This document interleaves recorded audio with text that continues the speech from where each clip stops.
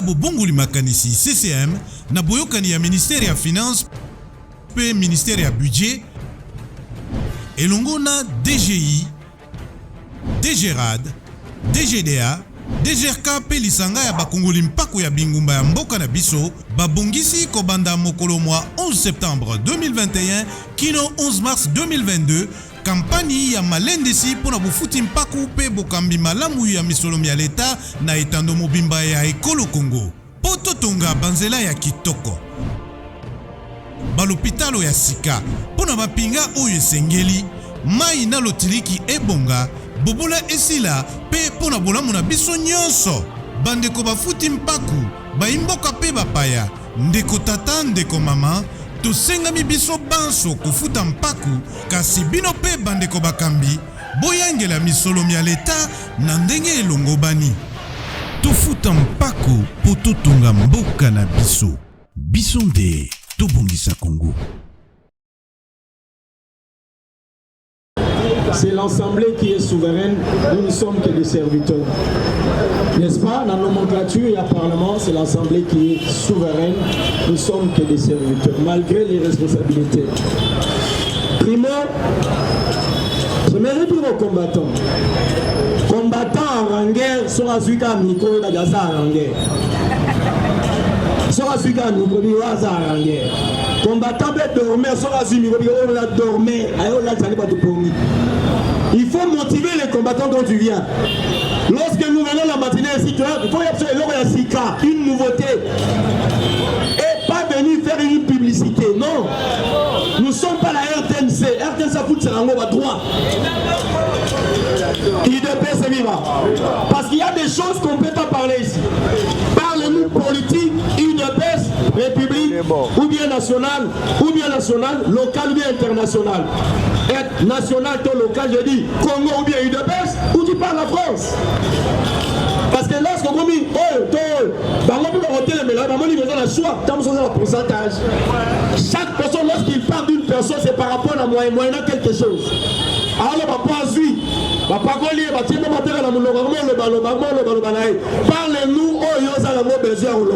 réalité. J'ai aimé comme mon frère, mon jeune frère Badjanto Beta, il dit des choses. Oui, le premier jour, même moi, lorsque j'étais devant vous, j'ai frappé Kibas. Il fait la bête qui a son pression. Pour une chose, une pression, l'homme il faut ça dire, allô, puisque son on dit Besper, Baza clé. Je dirais, les experts n'ont pas voulu que le ministre aille avant ma chiffre. Ce qu'on y est, il faut savoir parlementaire, si quand on va Sansa, bon, il y a qu'on reclasser. Le ministre a commencé par donner des chiffres, 20 millions, autant d'appareils. Moi, ce qu'on va faire, c'est qu'on va contrer un ayo. On est incompétent. Mais moi, je ne peux pas admettre que notre parti UDPS soit taxé, pointé par mon Tata Molière. Ce n'est pas une injure, c'est une qualification. Un idiot outrance, excédant 1000, alors qu'on taxe Bisson Misabi, on a télé Zamadé. Molière, on va prendre Bissoni. Tata Molière, on va conseiller la comédie. Lui, c'est un comédien de théâtre. Il croit que lorsqu'il est au Parlement, dans l'émission Qu'il Makamo, toi Qu'il Makamo a été, ils allaient au Parlement, là où on légifère les lois. Il ne peut se vivre. Quand on regarde la législature passée, moi je l'ai vu dans la télévision, mon lèvre à la fourre, le caméraman peut fixer, pointer un pénabo. En l'amour qu'à la vote, qui sont pour en tomber à gauche, qui sont vers tomber à droite, en faisant télévision. Pour dire, Azali n'a pas pour dire. Il ne peut se vivre. Il ne peut se vivre. Et combattants, ils sont. On va commencer à lire nos textes. UDPS est parti à respecter les textes. Dans les textes à UDPS, à l'UDPS, on entre librement. C'est article 4 dans le statut. On entre librement à l'âge moyen de 18 ans révolu. Mais copie, ma librement. Là, c'est les statuts. Mais la sortie à l'UDPS, maintenant, c'est le règlement d'ordre intérieur. À l'UDPS, il y a des sanctions. Au Salimabé, blâme, avertissement, suspension, révocation, paix, exclusion. Mais tout le monde qui va me faire des bêtises, ni blâme, ni avertissement, ni sanction. Aucune sanction, mais on fait la bêtise en mode normal. Pour la nuit, on entre librement statut. Mais on sort avec des sanctions, dans le règlement de l'intérieur. Il y a un foyer par Amikanda à partir. Soyez bien moi, on s'en a aisé. Nous il n'y a pas à mater. Nous avons super micro, alors 5 minutes pour ne rien dire et à sortir. Il n'est pas vivant. Et après on dit, je suis chef. Chef en quoi? Un chef démontre de quoi il est chef. On connaît un chef par ses capacités mentales, intellectuelles, morales, même spirituelles au-delà. Mais pas des chefs en parole, en verbe. Non. Chef, la carrière moulifati, ce ne sont pas les verbes, ce sont les actes posés sur le terrain. Lorsqu'il pose des actes, actes posés sur le terrain. Il y a un moment même lorsqu'on dit, je vais dire une chose, je ne suis pas contre, mais je suis observateur. Vous voulez rendre cette chose, la chose que j'ai dit, parlement, de rendre en mot. Il y a.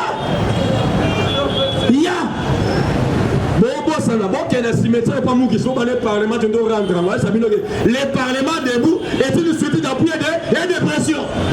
C'est lui qui avait créé cela. On va poser une question. On voit les gens debout. Ah bien non, ils sont debout parce qu'ils sont des parlementaires debout. Et ils légifèrent, tous les légiférants. J'entends. Je crois que c'est Moustapha qui vous a dit. Il a parlé d'une chose. On l'a appelé.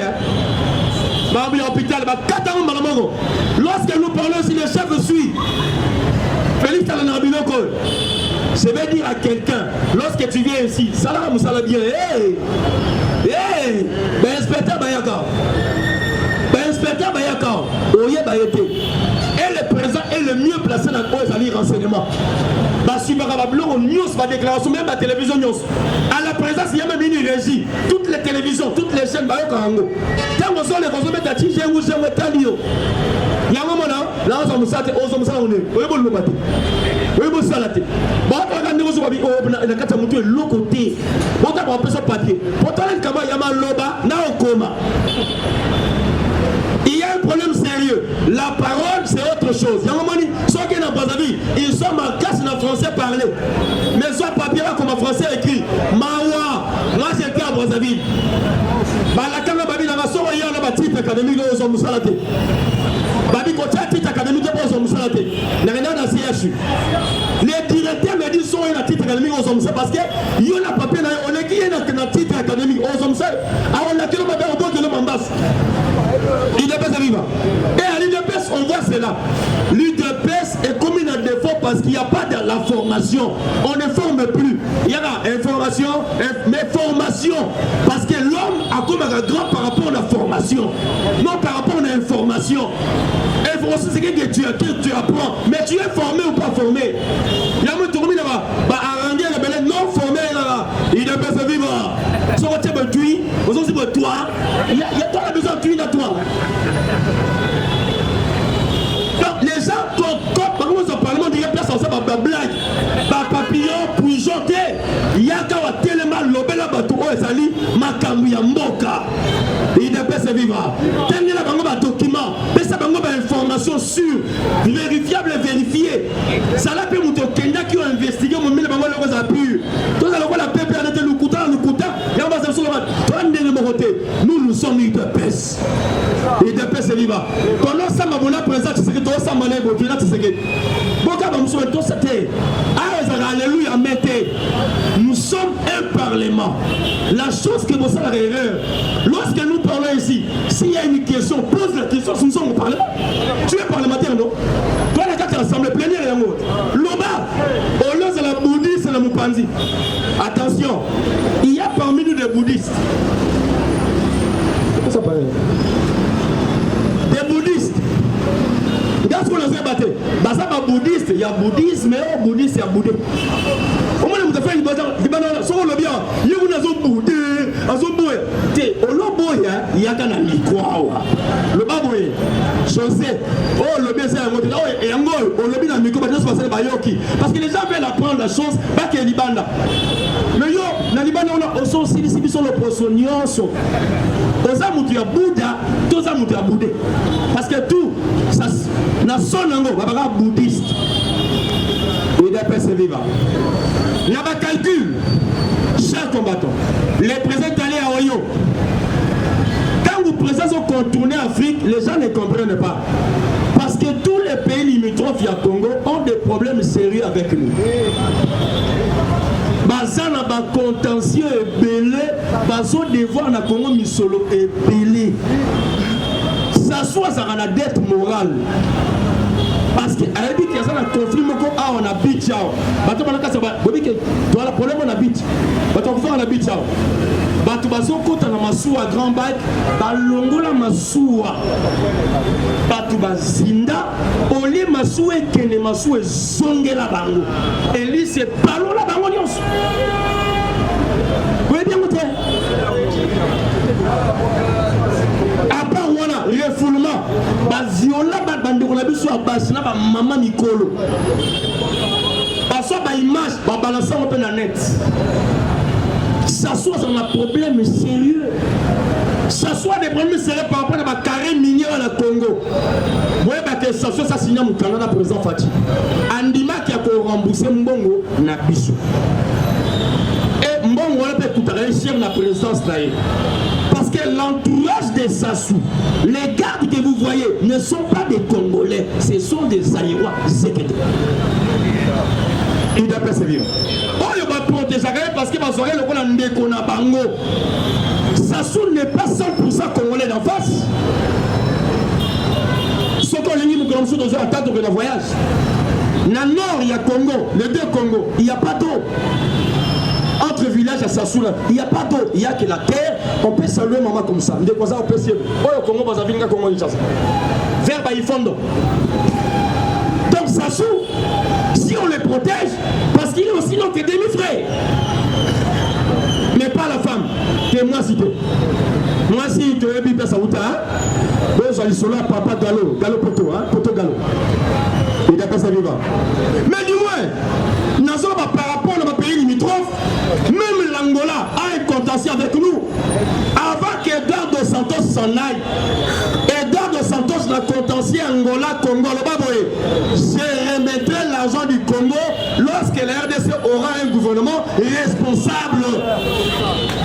Si quoi, gouverneur, Félix Assawanati, Papa Sambo, la biso, il y a un moment où on a un retour, Batou, Félix, Lorenzo. Parce que Lorenzo, il faut la continuité à pouvoir. Ce qui est d'ordre d'Andima, Lorenzo doit nous rembourser notre argent. Et Lorenzo, c'est notre frère. Je vous dis une vérité, Lorenzo, c'est un Congolais. Lorenzo, aux Aranais. Soit on va venir la famille, aux Aranais. Congolais. Il a pas de vivre. Donc, Bandé, on a tous un dans ça, Singa, mais n'habite Rwanda. Quel est l'Azara à l'étranger nilotique? Quel a Kingo Moulay 30 cm. Il a pas de vivre. Mais Bango peut faire la contentieux à Bisso. Mais les contentieux entre nous et le Rwanda, et ça a un peu divers. Faites attention. Dans le conflit du Congo et le Rwanda, il y a un problème sérieux. Parce que le Congo aussi a un problème avec les Rwandais. Je l'ai dit, en connaissance de cause. Mobutu avait envoyé un commando. Un commando n'est pas une personne. Un commando, c'est un groupe de gens bien organisés, bien formés. C'était un mixage d'SP, SARM, SETA. Pour récupérer le corps d'Abiyarimana. Soit à Abiyarimana, moi c'est Abiyarimana, et on a volé la banque rwandaise. Et de persévérer. Mobutu a ramené au havre. Mobutu a comme ça, moi c'est Abiyarimana, moi c'est Naï. Abouti sa pays. Ndenga abouti ça, moi c'est il y a le soir bel jour. C'est-à-dire, avec les Rwandais, il y a deux choses à la fois. Et avec les Rwandais, il y a aussi un problème spirituel. Avec les Rwandais, la Bible aussi s'accomplit. Il y a un jour, Israël a combattu les villes Moria Haï. Pendant que Zambalbani à Josué, nul ne se tiendra devant toi. Mais Josué, comme une ville, a eu une petite ville. Et bêta Israël. Vous voulez comparer les Rwandais avec la grande RDC? Comment est-ce que les Rwandais nous ont matés? Ce n'est pas parce que nous sommes moins forts, c'est parce que la parole aussi s'est accomplie. Il est passé vivant. Pourquoi? Parce que vous, les RDC, au travers de Mobutu, vous avez refusé la bénédiction. C'est Mobutu qui a refusé Abraham. C'est Mobutu qui a dit en 1974, entre un frère et un ami, le choix est clair. À Boï Israël, à l'Ingé Égypte. Alors, lorsque Boï Israël, à l'Ingé Égypte, aussi malédiction. Il n'est pas vivant. Parce que Dieu a dit ceci à Abraham, celui qui te bénira sera béni, celui qui te maudira sera maudit. À partir de 74, comment la malédiction. Dieu m'a dit, si tu es commis, bon, le quoi, il a côté le quoi. Pendant que dans 74, Congo a organisé les grands combats boxe à l'Iforeman. À l'époque, un saïd valait $2. Et de paix se vivra. C'est une longue histoire. Pour aujourd'hui, je m'attelle ici. J'ai dit bonjour à tout le monde. Bon appétit, bon après-midi, de bonnes choses. Que Dieu bénisse. Plus 243 993 1839 José Ange Ben Maël.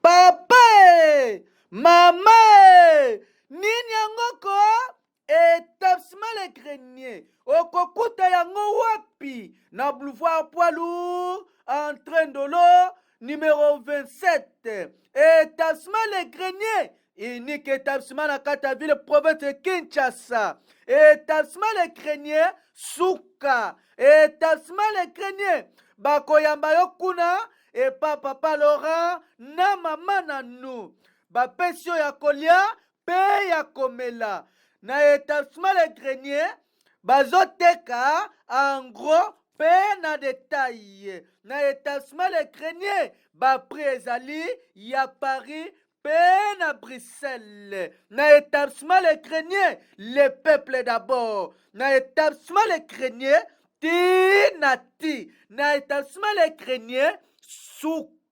suka ya makambo.